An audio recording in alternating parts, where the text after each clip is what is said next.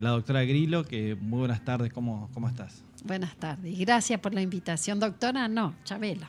Chabela. A veces es difícil tratar a alguien que uno conoce que es juez y que tiene una profesión, decirle por el nombre o por el sobrenombre, pero obviamente nos conocemos ya hace rato en otras actividades, pero quería tener esa formalidad simplemente porque la audiencia también muchos te conocen como la jueza Grillo. Como la jueza Grillo. Bueno, eso me gusta un poco. Sí, bueno, sí. Es porque me lo dicen con afecto. La Claro, jueza Grillo. claro. Pero en realidad los cargos pasan. Los cargos pasan. Así es. Lo que importa es el ser humano. Así es. Una persona con grandes convicciones en el derecho, grandes convicciones cristianas, valores morales. Hemos hablado muchas veces de estas cuestiones, la preocupación por la vida y por tantas cosas, ¿no? Así es. Y torciéndome siempre. Tan rebelde y tan pecadora, ¿no? Bueno, esto se trata de revisar permanentemente nuestros actos, nuestra conducta. Pero esos son los fines y esos son los objetivos y los valores que nos impulsan. Tal cual. Es así. También una gran trabajadora con el tema de Padres en la Ruta, otra acción tan importante para nuestra sociedad y que ha ayudado a tantos, ¿no? Así es. Ese es otro ámbito, el ámbito de la ciudadanía, que claro. es tan importante para fortalecer la democracia. Así es. Es así. Te quería preguntar con respecto a este libro que dice el bajo al amparo de la Constitución. ¿Cuánto tiempo? Sí, ¿qué título? ¿Cuánto tiempo llevó poner en las ideas, en el pensamiento, para llegar a que salga este libro en definitiva? Este libro es una pequeña obra, un testimonio hecho con mucho amor, muy perfectible. Soy muy autocrítica, por ahí no quiero volver a leerlo porque lo releo y bueno. Y la encontrás así donde y por no eso, y donde sí. Y costó mucho que salga, todo un alumbramiento, como alguien me dijo, un alumbramiento y así lo siento.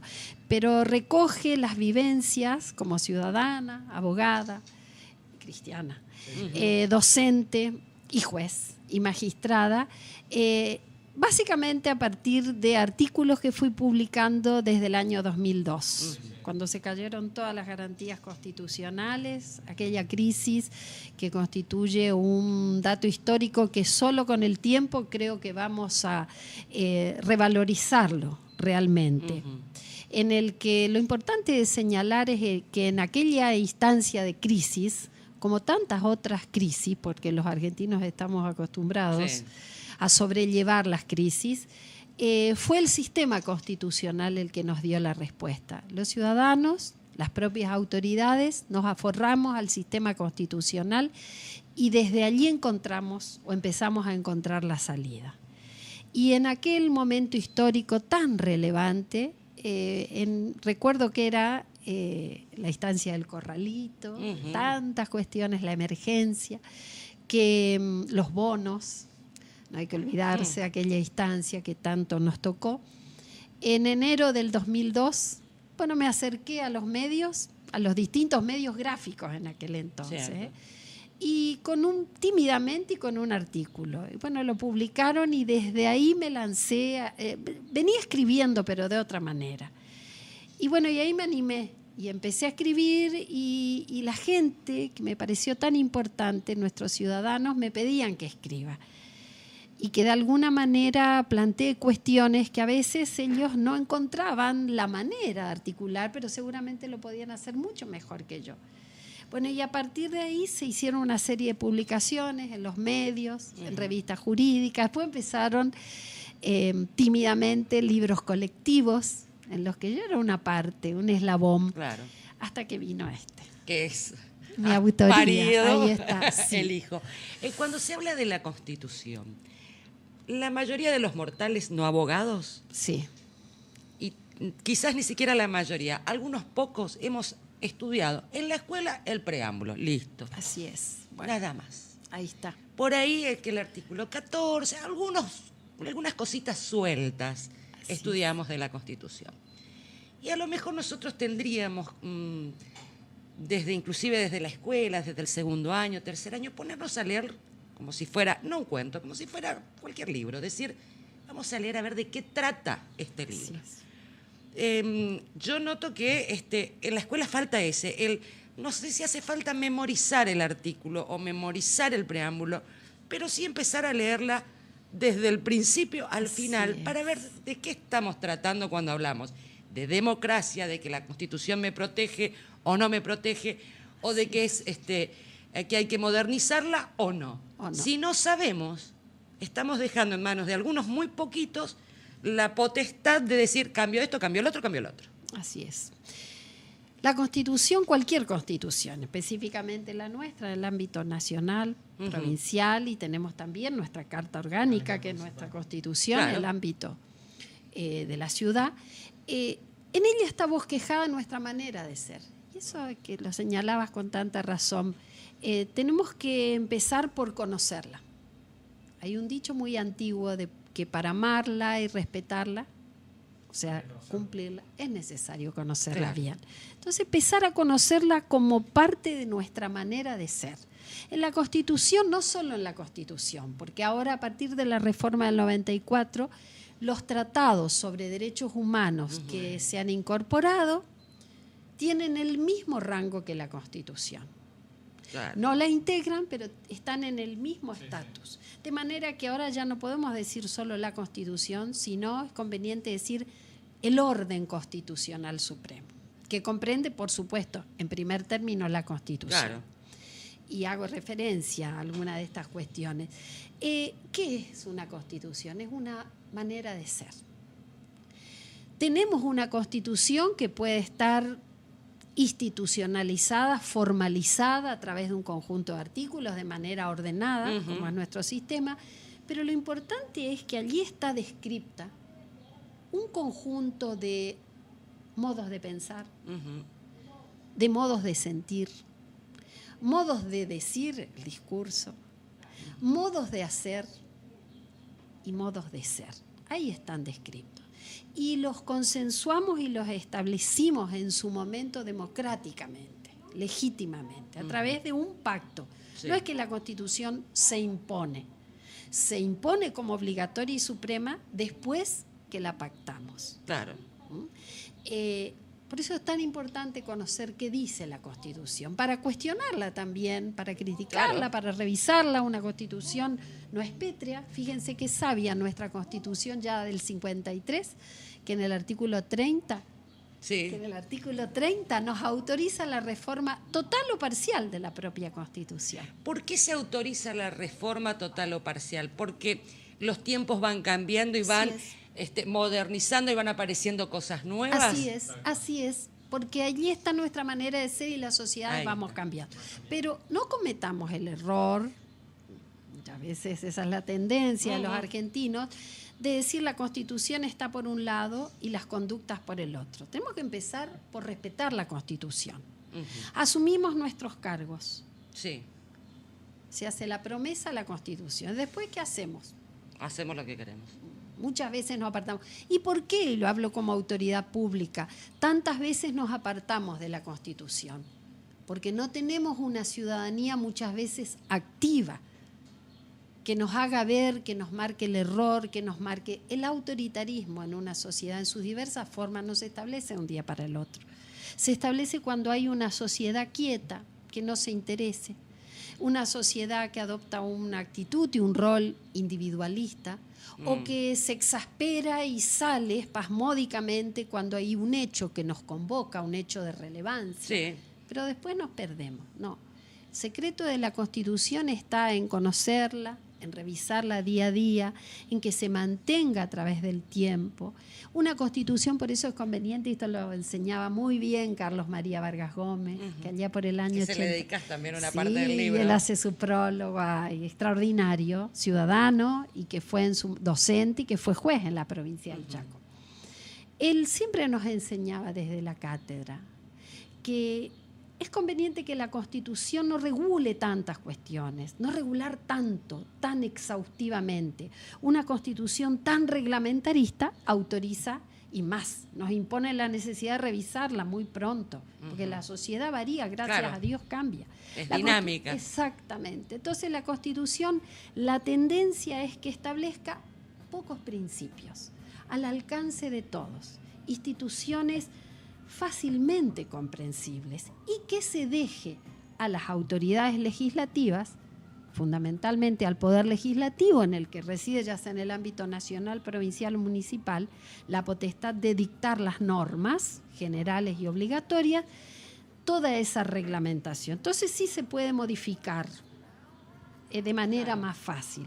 La Constitución tiene que establecer poco, tiene que establecer bien, de manera clara, de manera profunda, de manera que así trasciende la generación. Fíjate vos que muchas veces uno, ante un hecho relevante, vos decís, un hecho relevante sale, en un momento salió Susana Jiménez pidiendo la pena de muerte. El que mata tiene que morir, dice. Pacto de San José de Costa Rica, orden constitucional supremo, no es posible imposible en nuestro país. Entonces, cuando pedimos una acción sin conocer nuestra Constitución, estamos hablando tontamente, a tontas y a locas. Irresponsablemente. Irresponsable. Claro, que no, que la Constitución no te lo permite. Así es. Y que tendrán que reunirse toda la sociedad para decir, bueno, si podemos reformar. En este caso, en este punto, no se puede reformar. Salvo que denunciemos el tratado. Claro. Que es imposible. No. Ayer justamente... No es posible, pero todo, digamos, estamos en el camino de los derechos humanos. El siglo sería un retroceso para la Argentina, que en muchos puntos actualmente está a la vanguardia. Por ejemplo, respecto del juzgamiento de cuestiones acontecidas en los gobiernos de facto, que no tienen que repetirse nunca más. Y eso tiene que formar parte de nuestra memoria, pensando en eso, enseñándolo para no volver a repetir, porque a veces poco se sabe, pero también sin descuidar aquella instancia para no repetirla, pero también planteándonos responsablemente también desde las autoridades públicas y también como ciudadanos las violaciones de derechos humanos en plena democracia. En este momento, por ejemplo, que se está discutiendo el tema de que los chicos voten a partir de los 16 años. Mucha gente que dice, bueno, si tienen derecho a votar, tienen que ir presos cuando delinquen. A mí, desde mi ignorancia absoluta del derecho, me parece que cuando se le da un derecho, el derecho es total. Así es. Puede votar, puede ir preso, puede casarse, puede ir a comprar un auto. No se puede decir, bueno, esto y esto, nada más. O se da todo... No se puede hacer por conveniencia. ¿Cómo? No se puede hacer por conveniencia. Digo. Claro, no, ese planteo, ¿es correcto el decir, pero si vota tiene que ir preso y nada más, no plantear los demás derechos que puede tener el joven de 16 años? A ver, personalmente, y sin hacer no hice una investigación, yo lo estoy repensando. Si me dicen así, prima facie. Sí. Yo diría quedémonos en los 18. Pero es lo primero, quedémonos, mantengamos los 18 por ahora. Lo primero que se me viene. Sí. Lo que no significa que no sea conveniente. Pero hagamos un debate serio, sin apresuramientos, sin buscar a través de esto que puede ser una experiencia positiva, pero que hay que investigarlo con los sociólogos, quienes hacen psicología social, los psicólogos, con los jóvenes. Veamos a ver si es conveniente, sin apresuramientos y sin condicionamientos coyunturales, porque ahí es cuando se descalifica, cuando algo sale tan apresurado, como ahora el tema de la reforma del Código Civil, como el tema de una reforma constitucional. No digo no. Primero pienso, por ahí, ¿por qué? No está bien a los 18 años, pero no digo no. Bueno, entonces, abramos la mente y pensemos, a ver, los pros y los contras. Y preguntemos a los jóvenes, a ver, ¿qué piensan ellos? Nos vamos a asombrar de las respuestas. Seguramente. Siempre los jóvenes chicos nos enseñan. Siempre los jóvenes te sorprenden y hay que estar muy atentos a la opinión. Porque si no, nosotros nos vamos poniendo viejos y nos vamos poniendo conservadores en el pensamiento, sin darle la oportunidad a las nuevas generaciones de que opinen sobre cómo quieren vivir. Nosotros dentro de todo ya lo vivimos, pero ellos son los que tienen que decir cómo vivir. No, me refería a eso de que era como decir, bueno, a los 16 sí, pero a la cárcel también. Y me parece que está faltando todos los demás derechos que puede tener si uno dice, bueno, a los 16 sí es cierto, pueden ir a la cárcel, pero puede casarse, puede comprar un auto. puede ser un montón de cosas, porque no se le puede limitar el derecho, tiene que ser completo. Para casarse necesita autorización y para votar, o sea, son cuestiones. Está vinculado mucho a la coherencia. Inclusive, Chabela, va a ser, a los 16 sí se puede tomar alcohol. A los 16 sí me tienen que dar el carnet de manejar. Bueno, varias cosas puede ser, o sea, los derechos tienen que ser completos, no pueden ser sesgados. Así es, por eso es conveniente que se lo examine de manera profunda por los idóneos, escuchando a los chicos, a nuestros chicos, que son el reflejo de lo que nosotros somos y hacemos. Es así. Porque siempre hay una tendencia nosotros los adultos a descalificar. Nosotros lo vemos en los operativos de Padres en la Ruta. Me voy a esa cuestión, pero para decir, los chicos son los que más entendieron y los vemos en los controles totalmente.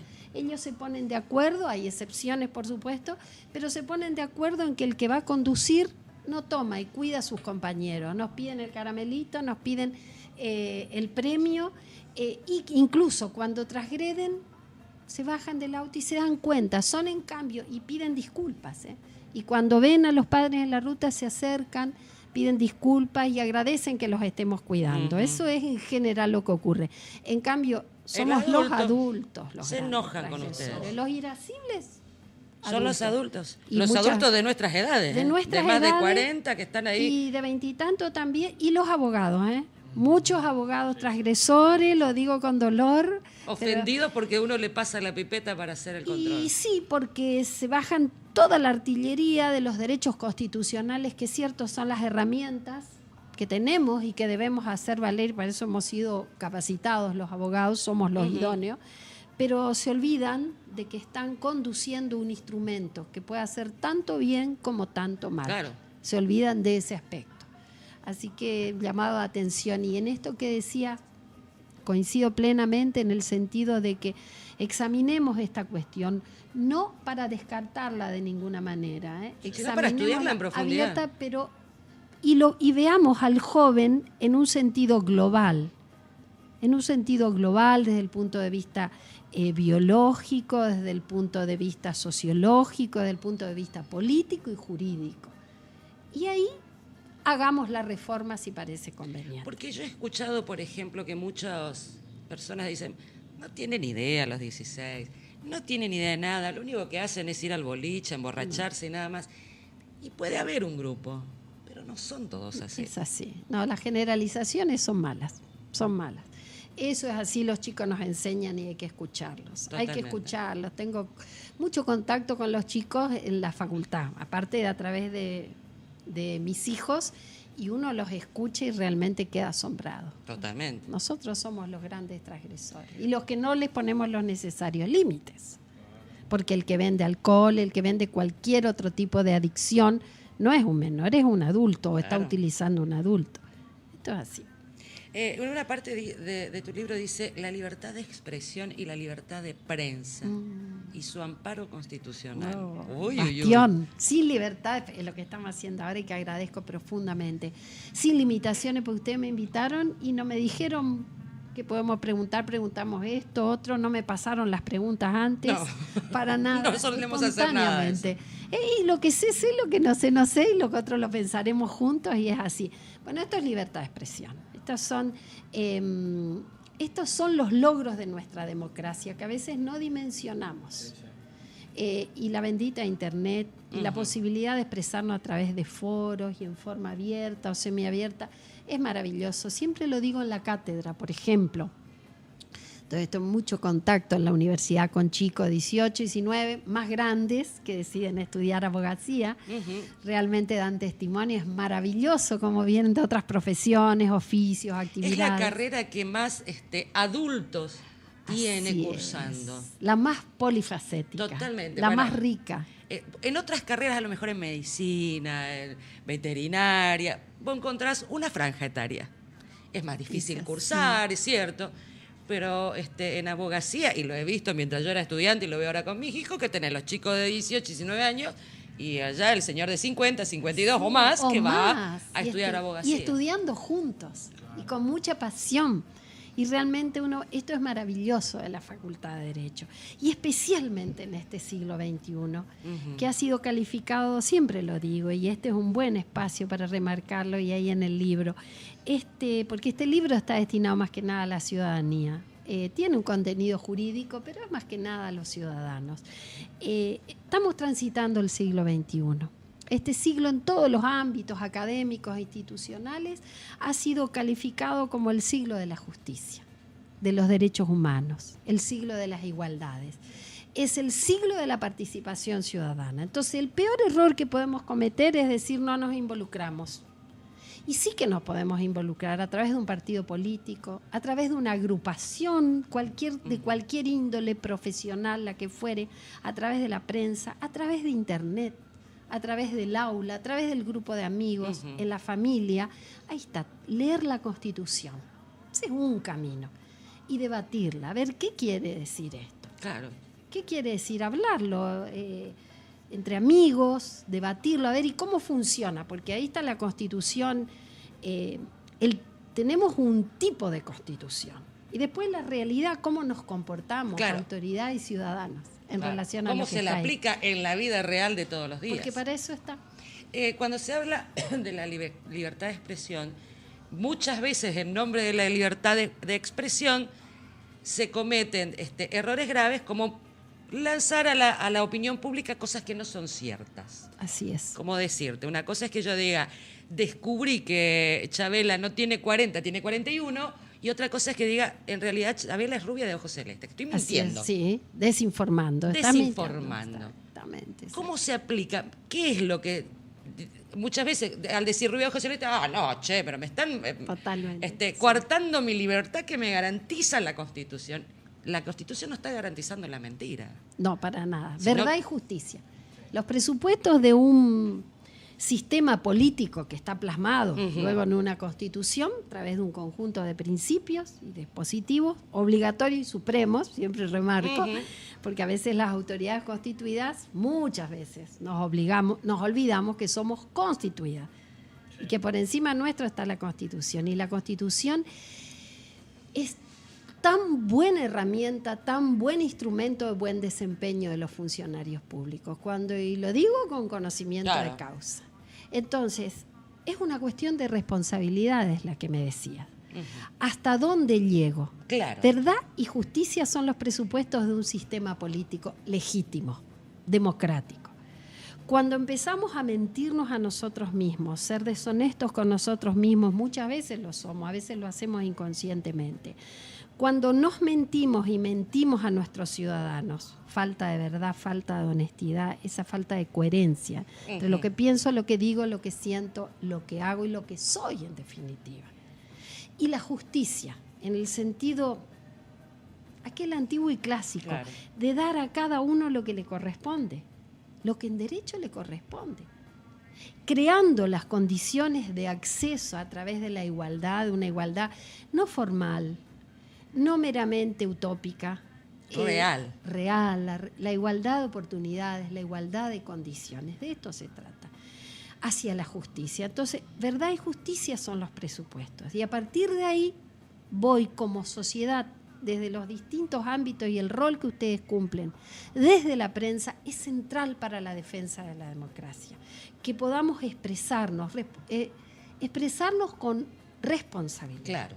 Eso es y hacernos cargo, y que nadie nos ve de lo que vamos a decir, pero tenemos que hacernos cargo y saber que, como hoy decía, aquel que va conduciendo el vehículo y aquel que tiene un micrófono, tiene un aparato, tiene una computadora, tiene que dimensionar lo que va a hacer. No es el miedo que me paraliza, sino es el respeto y a la responsabilidad. Exacto. ¿De qué voy a hacer? No lo estoy haciendo en la ámbito. Fíjate vos cómo yo lo puedo enganchar por nuestro lado de lo que estudiamos como locutores. Allá hace 25 años. Pero queda eso. Queda nos decían, para siempre. Vos estás solita en el estudio. Así pero del otro lado de la radio hay cientos de personas, miles de personas. Unas con mucha educación y otras con muy poca. Así es. Educación formal, digo, ¿no? Sí, sí. Acceso a la sí, educación. Sí. Y uno tiene que llegarle a los dos por igual. Y a los dos estás educando, a los dos le estás diciendo y le estás contando la verdad de lo que está pasando. Así es. Y aprendiendo de ella. Y aprendiendo totalmente. Entonces no es miedo, es respeto, al otro que te está escuchando. Es el respeto y es tener conciencia de la responsabilidad. Claro. Y responsabilidad individual, cada uno en el rol que le toca estar. Y después están las responsabilidades institucionales, dirigenciales, cargos públicos, que por supuesto son mayores. Siempre digo, tengo la responsabilidad ciudadana, tengo que sentirme soberana, lo que supone la defensa de las libertades que nos han sido reconocidas, pero también el cumplimiento de los deberes y las consiguientes responsabilidades. Personalmente, además, tengo responsabilidad como abogada, porque esto me lo enseñaron en la facultad y en la universidad pública, con el esfuerzo de generaciones anteriores, como estoy dando ahora mi esfuerzo para los que vendrán. Claro, claro. Y encima tengo una triple responsabilidad como integrante del Poder Judicial, como autoridad constituida. Entonces hay que hacerse cargo de todas esas responsabilidades. Y es muy difícil, es complejo, pero debemos hacerlo. Seguro, sí, Pedro. Te quiero hacer una pregunta bastante, una cuestión emblemática. ¿La sociedad argentina cree en la justicia o no? La sociedad argentina necesita justicia y necesita creer en la justicia.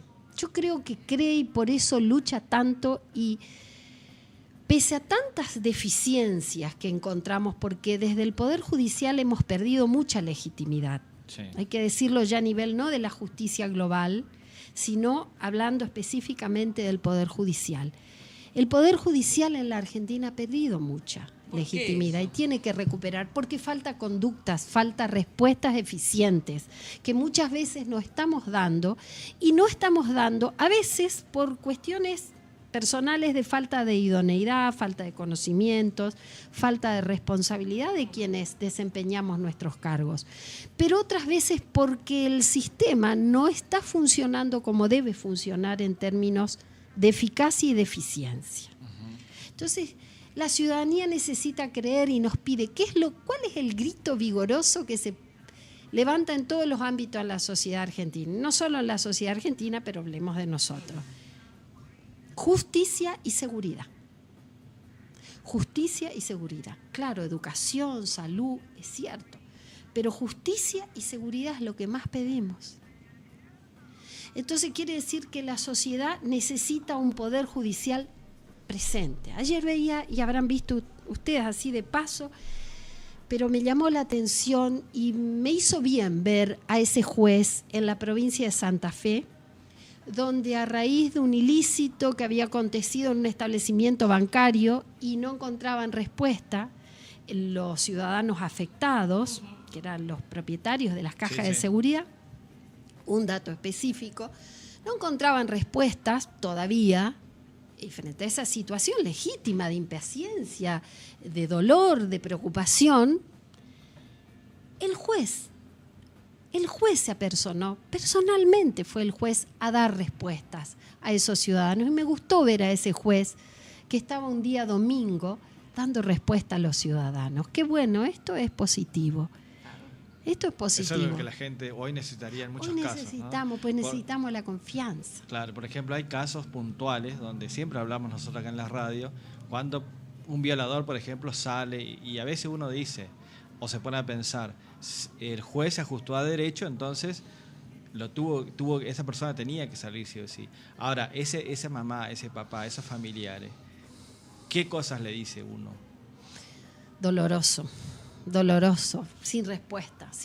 Aparte, no quiero aventurar una respuesta, porque este aspecto sería irresponsable de mi parte si yo aventurara una respuesta así genéricamente, sin ver la causa judicial, sin saber los pormenores, ¿no?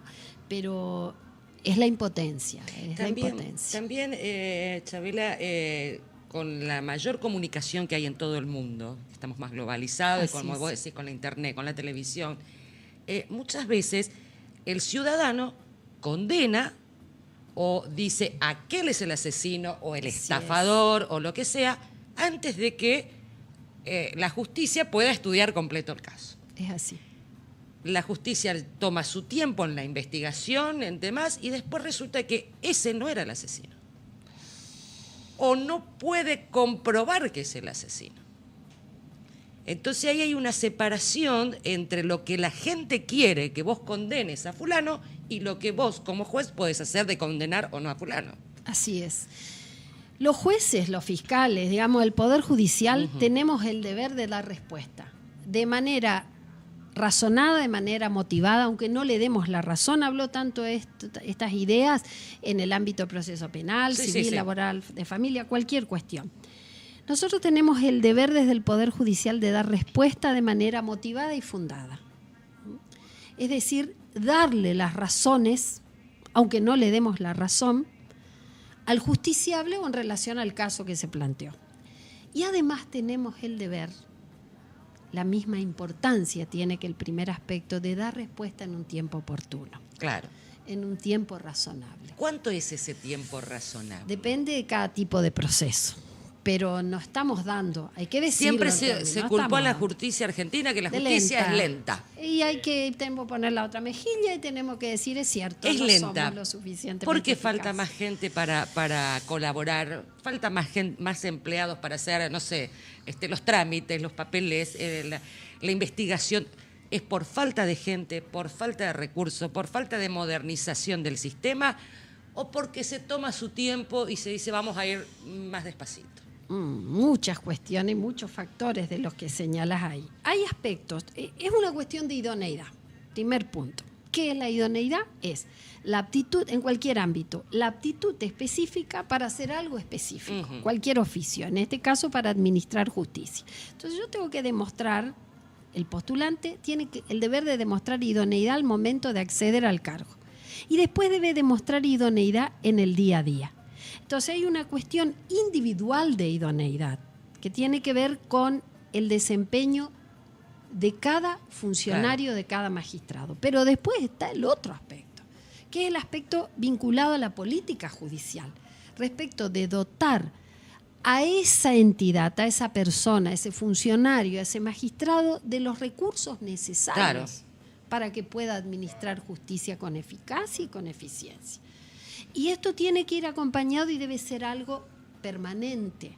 Es una cuestión de política judicial que debe implementarse y que no la debe implementar solo en el ámbito del poder judicial, sino que tiene que ir acompañada por los otros poderes, por las demás autoridades constituidas y debe ser exigida por la ciudadanía. ¿Hay algún ente que, por ejemplo, como vos decís, la idoneidad, a ver, a lo mejor está muy lento, no trabaja lo suficiente? Exigirle. ¿Hay algún ente que diga, bueno, voy a controlar la idoneidad de los jueces en cuanto a sus fallos, a la rapidez con que trabaja, mucha o poca, porque por ahí por muy rápido saca fallos como loco, que no tienen consistencia y tienen que volver a empezar todo, lo cual recarga de vuelta a la justicia. Las nulidades y todo eso. Expertos en nulidades, afectación al debido proceso y se echa por tierra todo. Y es volver a trabajar en eso. ¿Quién controla todo eso? Por un lado, el autocontrol. Cada uno debe autocontrolarse, todos los días. En el lugar yo tengo el deber, no de decir este es mi criterio, me encierro en mi despacho, no, reviso permanentemente, me equivoco, reviso. Lo tengo que hacer cada uno por sí mismo o a requerimiento de las partes, de los justiciables. Ahí está el rol de los abogados como auxiliar, hacerle ver al juez que se equivocó, que revise esa decisión, que la apure, que acompañe. Ese es un aspecto central. Seguro. Pero existen también otros ámbitos. Y existen otros ámbitos que tienen que ver con cuestiones políticas.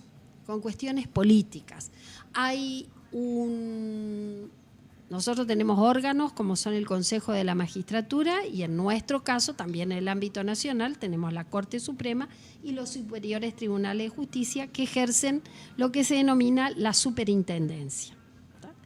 Pero después está el control ciudadano, el control de la prensa. Ese ciudadano que no encuentra respuesta de ese magistrado, de ese funcionario, tiene que instarlo.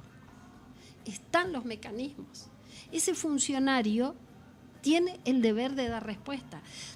¿Saben cuántas veces siento la impotencia como juez de decir no llego en término por actuaciones innecesarias, porque a veces se va el trámite en una dirección y esa ese deber que tengo de dar respuesta y a veces no llego. Y no llego a veces por los artilugios procesales, es cierto, a veces, otras veces por la falta de medios, la falta de recursos, el tema de la capacitación. Hablo puntualmente de una cuestión que estamos sufriéndola todos acá en el Poder Judicial del Chaco.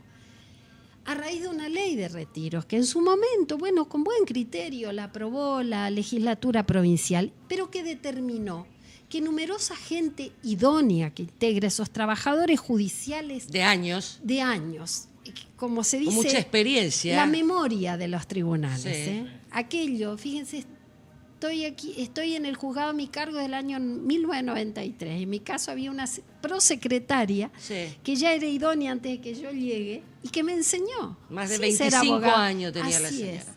Y una secretaria maravillosa, la escribana Norniela, que me acompañaba y que, bueno, esa ley de retiro determinó el éxodo, que se vaya mucha gente idónea, intermedia, y que se vaya en tan poco tiempo.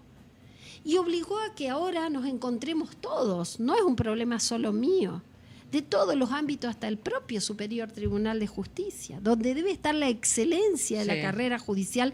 ¿Por qué?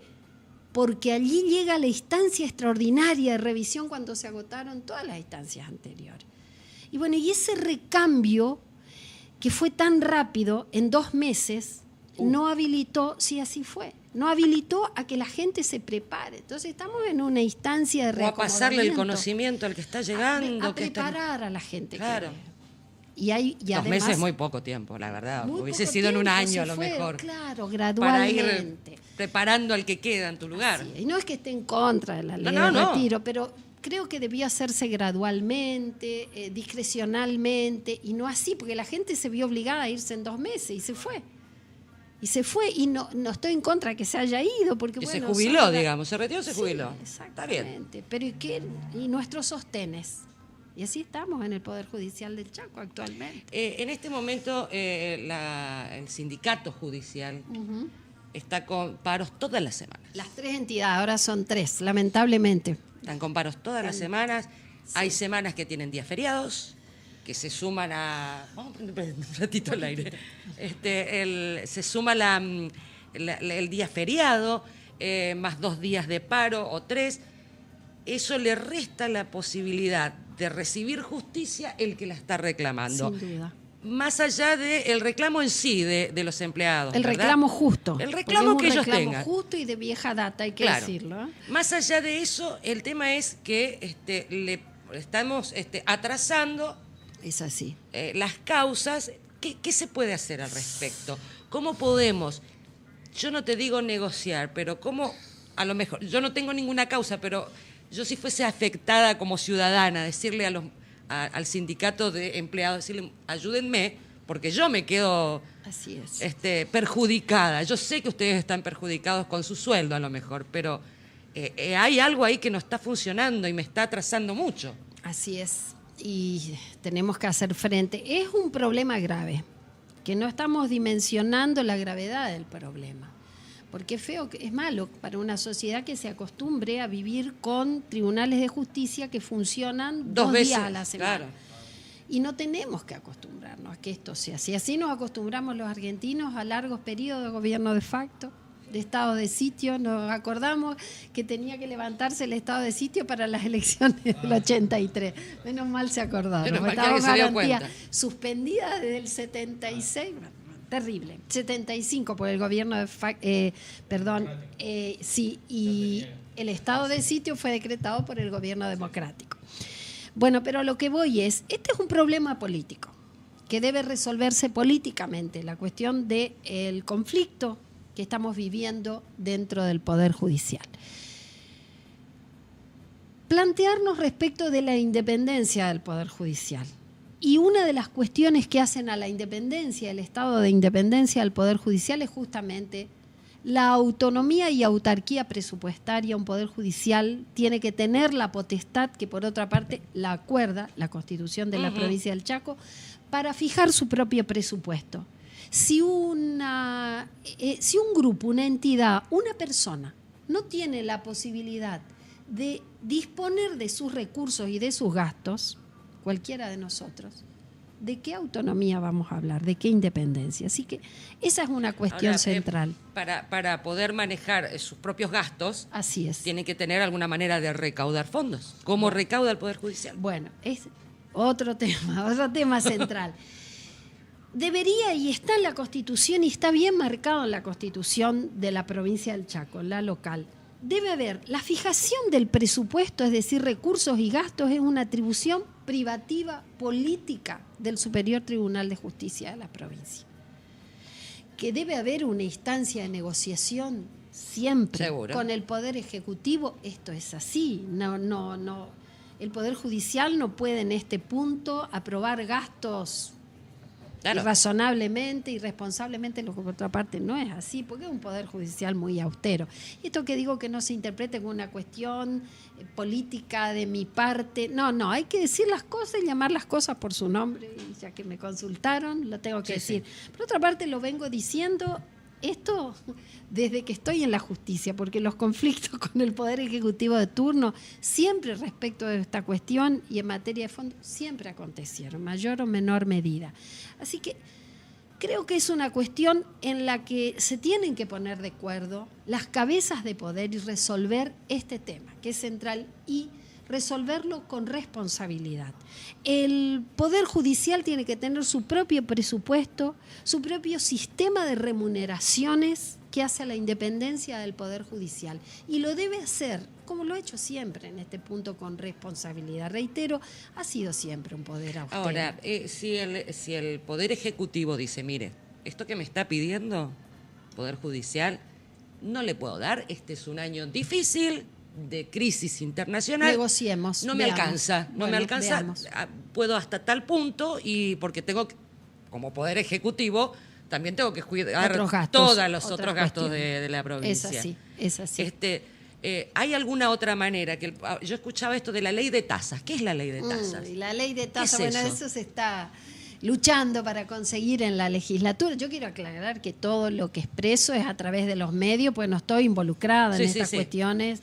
La asociación son los sindicatos del Superior Tribunal, así que una opinión, lo digo con sentido de pertenencia como ciudadana y preocupada como integrante del Poder Judicial, porque veo afectada mi intangibilidad, lo digo. Y si hacemos una relación, si bien todos somos trabajadores judiciales, me gusta por ahí. Servidores públicos. Trabajadores judiciales y servidores públicos, pero integramos un poder. Uh-huh. O sea, que cuando, y no estoy hablando de una actual gestión del Ejecutivo, lo estoy hablando con proyección en el tiempo, con sentido constitucional. El Poder Ejecutivo, cualquiera sea, tiene la potestad y el deber de regular el tema salarial en su ámbito. En el ámbito de las entidades de la administración central, educación, empleados, trabajadores de la educación, de la salud, economía, etc. El Poder Legislativo es autónomo y tiene que tener la independencia para regular su tema salarial y su propio presupuesto en su ámbito. Y el Poder Judicial debe hacer lo mismo. Entonces, por eso decía, el deber que tiene el Poder Judicial y a su vez la potestad para fijar su presupuesto y para que se lo respete. Por supuesto, responsablemente. Tomando, esto es central y esto se ha hecho siempre así. Ya que lo dije 3 veces, pero si lo digo 4 no está mal. Hablo del Poder Judicial del Chaco, un poder austero. El sistema de presupuestos, digamos, así como tiene el Poder Judicial acá, que presenta al Ejecutivo y el Ejecutivo aprueba o negocia o lo que sea. No, el Ejecutivo manda al Legislativo. Claro, y ahí lo aprueba. Este sistema, digamos, esta vuelta que da todo el presupuesto, es así aquí en la Argentina y en todos los países del mundo. ¿Es esa la manera? Cada país tiene su propia modalidad. Uh-huh. Pero en general la fijación del salario está establecido por ley, del Poder Judicial por una ley. ¿Por qué? Porque la ley, a través del Poder Legislativo, la ley es el acto que emana del Poder Legislativo. En el Poder Legislativo, ahí tenemos que poner más nuestra mirada como ciudadano y no tanto en el papá, la mamá, en el Poder Ejecutivo como hacemos. En el Poder Legislativo está la potestad de dictar estas normas y de tomar las decisiones políticas en este punto. Así que es una cuestión política en la que debe intervenir primigeniamente, con responsabilidad, el propio Poder Judicial. Claro. Hablando del Poder Judicial. El Poder Ejecutivo, ¿qué hace? Envía el proyecto de ley previa instancia de negociación, donde se debate, se conversa, se dice esto se puede, esto no se puede, y se prevé para el futuro, para el próximo año. Así es como hay que sentarse. En estos términos. Bueno, así son los presupuestos, ¿no? De septiembre para el año que viene. Así es. En esa instancia de negociación, en pie de igualdad, y respetando la independencia y el Poder Judicial siendo responsable con lo que hace, ¿cierto? Dentro de las posibilidades de recursos que tenemos. Y después el Poder Legislativo dictar esa ley que debe ser obligatoria. Es la instancia política de reflexión, de debate que tienen que hacer las cabezas de poder en una democracia. Y con la participación de los distintos sectores, magistrados y funcionarios. Los trabajadores, somos todos trabajadores en definitiva. Claro, yo lo veo como son todos servidores públicos. Así es. Ante un pueblo que necesita el servicio, en este caso el servicio de justicia. Es así, es así. En caso de la salud, el servicio de educación. Tenemos el deber de dar respuesta, esto es así. Exacto. Y se va agravando la cuestión, se va agravando y no tomamos conciencia de que esto es así. Así que yo espero que se solucione. Esto ha acontecido con otros poderes ejecutivos, gestiones anteriores, y bueno, espero que se avance en una solución beneficiosa para todos, pero especialmente para la ciudadanía. Claro, que es el primero que hay que pensar. Los primeros. Sí, Pedro. Sí, no, yo creo que se está hablando, lo que yo pienso en forma personal es que yo creo que hay que ser criterioso con las cosas que se dicen. No sirve acusarse mutuamente el Ejecutivo al Judicial, el Judicial Legislativo, sino ser responsable y tratar de buscar la solución definitiva o alternativa en beneficio de los propios empleados y del pueblo, porque acá, como dice Mariana, nos perjudicamos todos cuando la justicia está parada. Pero ojalá, Dios quiera, que exista esa cordura y que todos los máximos dirigentes y directivos que conducen la justicia, el Poder Legislativo y Ejecutivo se pongan de acuerdo en beneficio de todos. Así es. Humildad, diálogo. El consenso se logra a través del diálogo. Hay que llegar al consenso. Por eso, hoy cuando decíamos un sistema político legítimo a partir de la verdad y de la justicia. A partir de allí arribamos al consenso, ponernos de acuerdo sobre cómo queremos vivir, qué queremos hacer, más allá de las legítimas diferencias, que siempre nos enriquecen. Consenso y eficacia, que esas decisiones que se acuerdan, que se plasman en la Constitución del Estado, sean eficaces, que sirvan. Exacto. Que sirvan.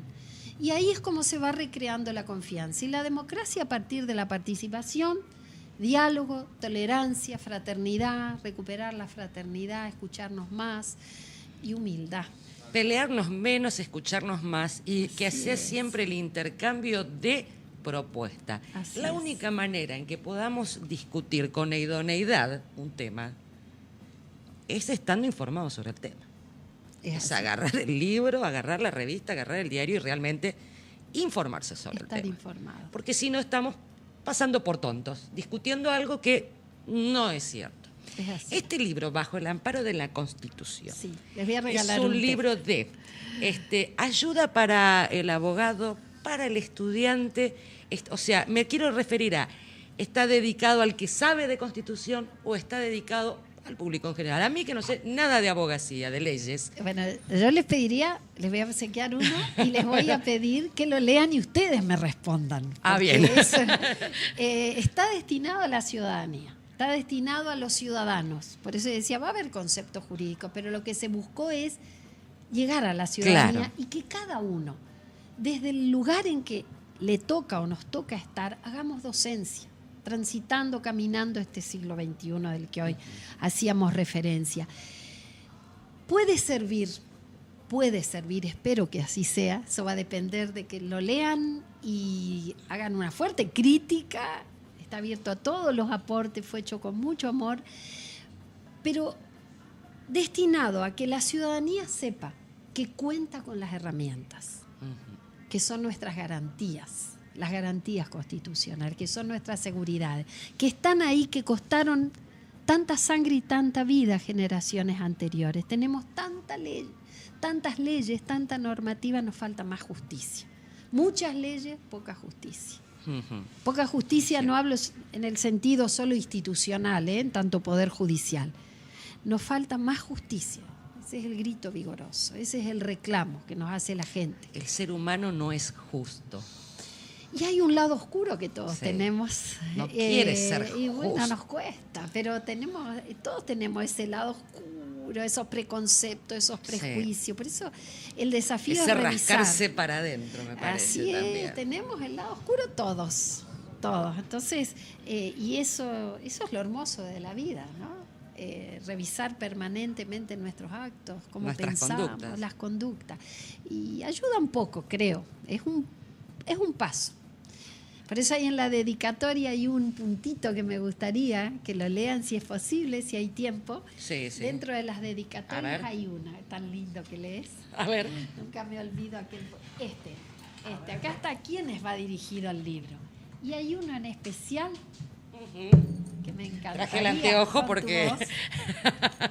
que lo lea. A ver, ¿cuál? ¿A quién? A ver. ¿A quién alguna vez? Ahí está. Y en algún lugar, más allá de los tiempos de vida biológicos, terrenales y cronológicos, encuentre este libro, lo tome entre sus manos y comience a leerlo, sintiendo que en otro tiempo y lugar alguien dejó inconclusa en su finitud la obra del Creador, fuente de toda razón y justicia, que lo inspirará también, como a mí, a hacer lo posible. A los que vendrán con infinita paciencia y perseverancia, sin cansarnos ni desalentarnos, con fe y esperanza, para que sepamos qué contestar cuando nos pregunten qué hicimos y dónde estábamos. ¡Wow! Eso es que lo sientan, a sentirlo así, sentir esa emoción. Y todos nos emocionamos aquí y sentimos. Entonces el peor error que podemos cometer es decir, ¿para qué está la Constitución? No nos sirve. No, sepamos sí que sirve. está Claro que sirve y tenemos que hacer valer los derechos. Tenemos que siempre, antes de hablar, primero un instante ir a informarnos. No Así hay otra es, forma. la reflexión. Y si no, plantearlo interrogante, no sé. No A sé. ver, ¿cómo puede ser? Cuesta decir no sé, ¿eh? Porque también somos autosuficientes. Nos cuesta reconocer, pero es no bueno. Sé, no vamos sé, a leer, no anda. sé, por eso ser honestos, la verdad, no sé. Hay tantas veces, los chicos en las clases a veces me dicen y les digo, y no sé, a ver, voy a ver, porque a veces uno cree que tiene algunas ideas. No me acuerdo, no voy sé. Y voy y vengo, bueno, en la honestidad. Totalmente. Qué placer ha sido tenerte hoy, Para Chabela. mí, una maravilla que me hayan invitado. Gracias. Con respecto al conocimiento de la Constitución, uno de los que más conocen después de los abogados son los presos, que ellos leen mucho la ¿Cómo Constitución. saben? Por eso digo que... ¿Cómo saben? Porque leen. Y bueno.